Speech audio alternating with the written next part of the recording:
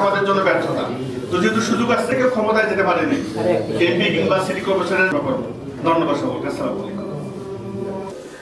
আজকে আমাদের এত দুর্ভাগ্য যে আমরা এখন পর্যন্ত রংপুরের মানুষকে সচেতন করতে পারছি না, সজাগ করতে পারছি না।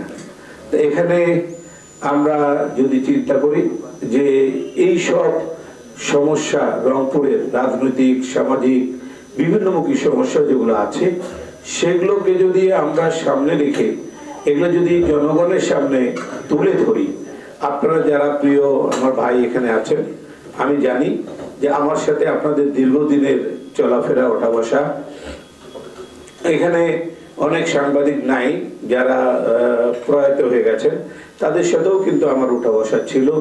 তারাও আমি যখন ছাত্র রাজনীতি করেছি ওনারা আমাকে সবসময় একটা সামনের দিকে এগিয়ে নিয়ে যাওয়ার জন্য আমাকে সহযোগিতা করেছে। আজকে আপনারা যারা আছেন তারাও আমাকে সহযোগিতা করছেন।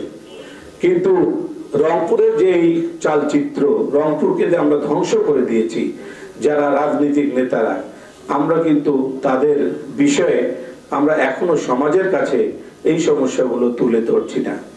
বিশেষ করে দেখা যায় কিছু কিছু সময় দুই একটা পত্রিকা এমন নিউজ করে যে নিউজটার কোনো ভিত্তি নাই, একবারে ভিত্তিহীন, যেটা অবাস্তব একটা মানে কিছু কথাবার্তা লেখে, যেটা আসলে মানুষ ওই পড়াটা, ওই লেখাটা দেখে পড়ে ওই পত্রিকাটার উপরে মানুষের শ্রদ্ধা হারিয়ে যায়। আসসালামু আলাইকুম, আমি রহমান